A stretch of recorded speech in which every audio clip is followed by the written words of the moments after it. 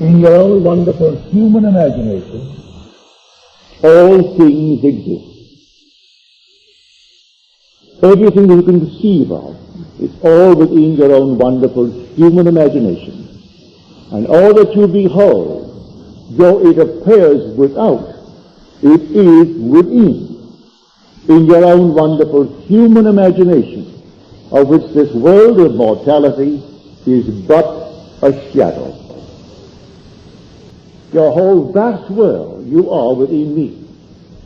I am within you. The whole vast world is within your own wonderful human imagination.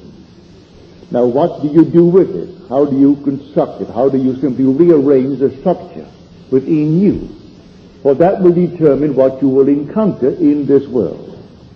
But it is an art. And like all art, you simply have to make every effort to discover how to practice it wisely. For this great secret of imagining is the greatest of all secrets that man could ever put his finger upon. Now here, let us take a few simple approaches to it.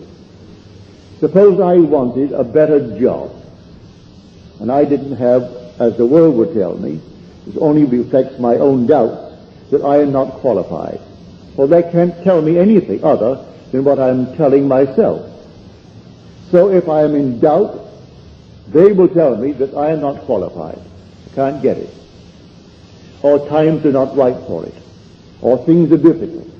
Let me ignore for the moment what my reflection conveys. And then let me ask myself, what do I want? Because this will only tell me what I have done in the past. What do I want now? When I know exactly what I want, let me dare to assume that I am now the man that I want to be, and walk in the assumption that I am that man. If I dare to persist in that assumption, then the outer world will rearrange itself and reflect that within me that I have fixed, and it will become in the eyes of the world a fact. What we call the fact. The reality really is in my imagination and not in its actuality. The whole vast world seems so real, and we think that's where the reality is, in its actuality. It's not there. It's in the imaginal act.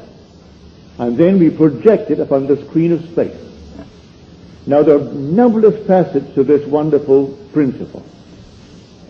Here I am looking now at this room, and you're all real within this room. And yet my home is far more real to me than this room. I come here twice a week for 1 hour. And I live in my home almost 24 hours a day, 7 days a week. So it's far more real to me than this room.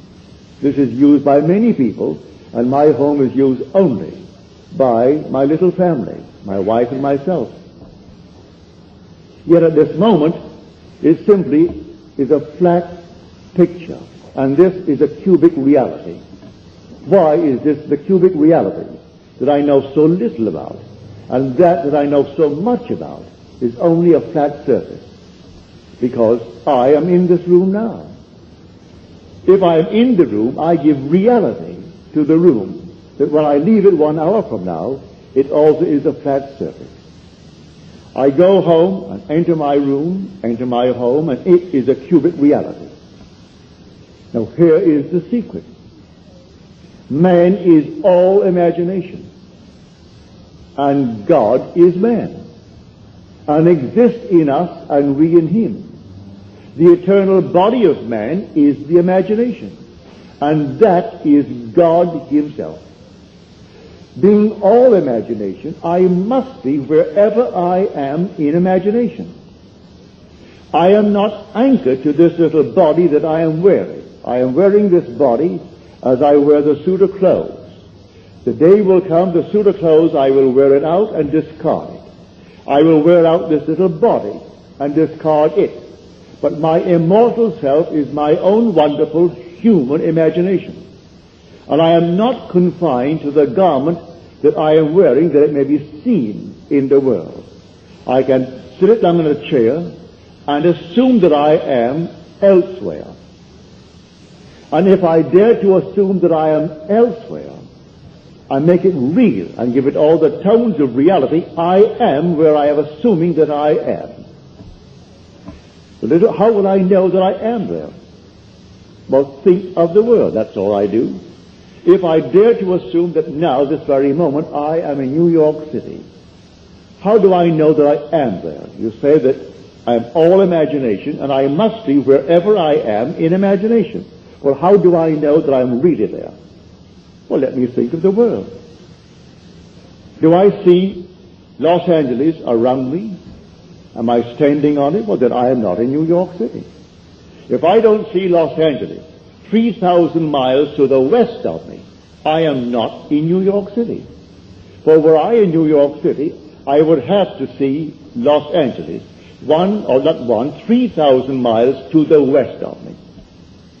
For motion can be detected only by a change of position relative to objects. Well, now, if I feel that I've actually moved, well, then let me actually see it in my imagination relative to the former state. I do the same thing concerning going up in the social world, or the financial world, or the intellectual world. Today, my friends know me for a certain person, as a certain person.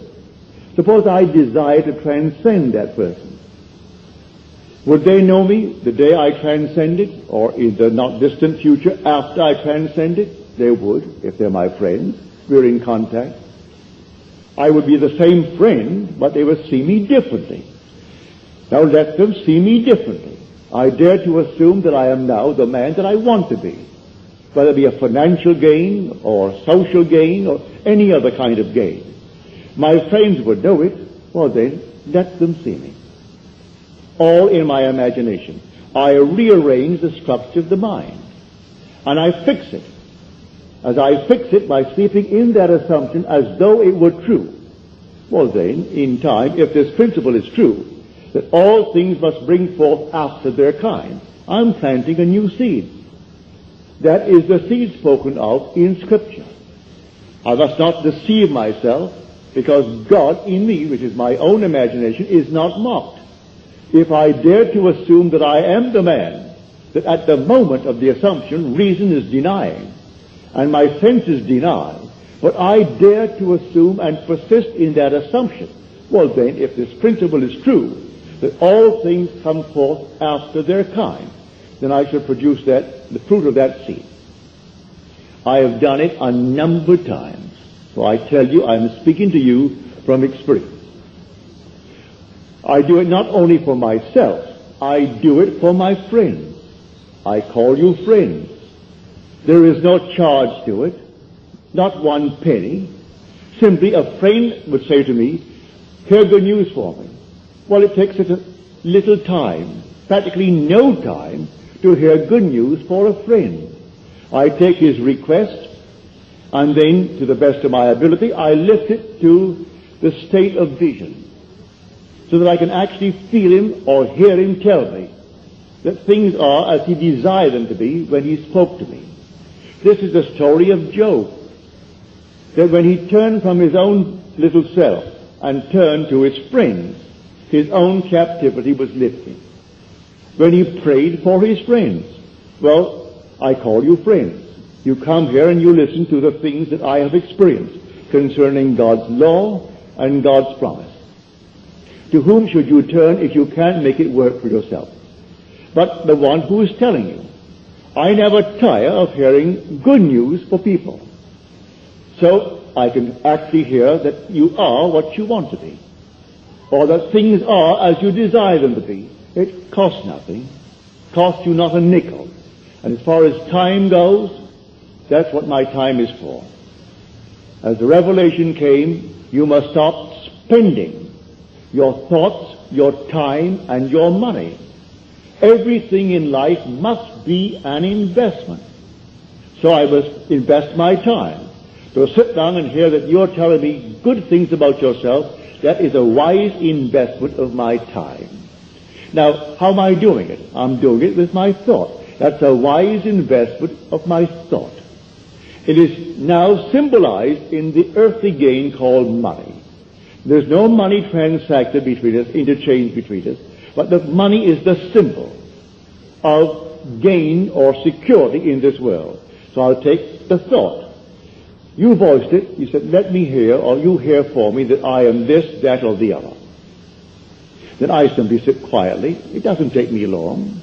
It shouldn't take anyone more than a matter of seconds to actually bring before your mind's eye the individual who has asked something of you. And you simply work yourself to a certain state of intensity. And it doesn't take time. Long time. I would say the maximum time would be, say, 10, not more than 10 seconds. To bring someone before your mind's eye and hear his voice clearly and feel the thrill that what he wanted, he has. And then you drop it. You don't do it again. That is an actual creative act. At that moment, you planted a seed. Where? In your own wonderful imagination. You rearranged the structure of your mind and you planted that seed. Now, do you believe in God? Well, then, if you believe in God, you believe in your own wonderful human imagination. Do you believe all things are possible to God? Well, then believe that all things are possible to your own wonderful human imagination. That imaginal act will now externalize itself in the world, and she or he or they will bear witness to the truth of what you have done. That is God's law. Now, the vision has its own appointed hour. It ripens and it will flower. If it seems long to the one who asked it of you, don't be concerned. Don't let him disturb you. You simply wait. For it is sure and it will not be late. My old friend taught me that lesson vividly back in 1933. There was a deep depression in this land. Many of you are too young to remember it, but I am almost now 67. And I went through the deep depression back in New York City. I was a dancer. And who would pay a dancer when they couldn't eat? All the theaters were closed. I don't think more than 3 theaters out of 50 were open in Times Square. So who wanted the dancer? I would have danced for anything, for a meal. And no one wanted to pay a dancer. So what would I do? I wanted to go to my little island called Barbados. And I had no money. But when I said no money, I mean no money. Not just a little bit, but none. I said to my friend Abdullah, Ab, I would love to go to Barbados. He said to me, you are in Barbados. I said, I am in Barbados? He said, yes, you are now in Barbados. I didn't quite understand what he was telling me. I learned it afterwards. He was telling me that if I want something, I must now, at that moment that I want it, assume that I have it. I want to go to Barbados, I am in Barbados. So this night when I sleep in Barbados. How? In my imagination. And how do I know I'm there? Think of New York City, where physically I'm sleeping, and see it to my north, 2,000 miles, northwest of where I am in Barbados.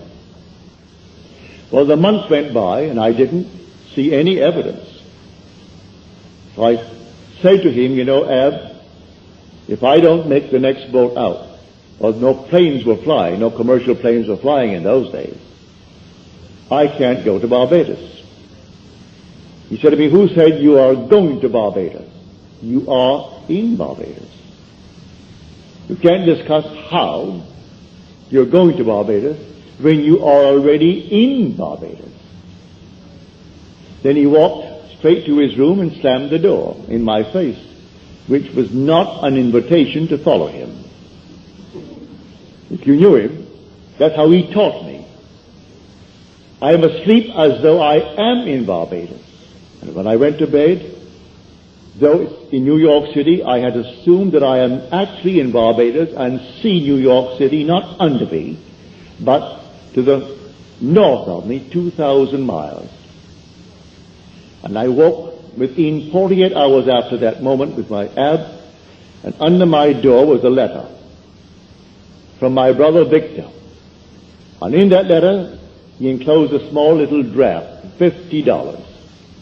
He said, I have told the steamship company, the Furnace Whitty Company, to issue you a ticket and charge it to me. The $50 is simply if you want some little thing, like a suit of clothes. In those days, you could buy a suit for $12, a fairly decent suit. You could buy a pair of shoes for $3.50 or $4. But he said the $50 just for anything you may need to get aboard the ship. But sign the chits, and I'll meet the ship and pay all expenses, and I will pay all the tips. So it's not for tips aboard the ship. I went down to the place and I told them what my letter said. I read my letter to them. They said, Mr. Goddard, we only have steerage from now on. But when we get to St. Thomas, the Virgin Islands, you may have first class because someone disembarks in St. Thomas. I accepted it. I went back to my friend Abdullah and I told him, Ab, it worked. I'm going on the 6th of December, but I have to go steerage until we hit St. Thomas, and then we go first class to Barbados. You know what he said to me? He said, who is talking of going to Barbados? You have gone to Barbados and you went first class. Well, what are you going to do with a man like that? I went straight to the boat on the morning of the 6th, expecting that I would go steerage to the Virgin Islands, when the man said to me, Mr. Goddard, we have a nice surprise for you. We had a cancellation, and so now you're going first class. He wasn't surprised.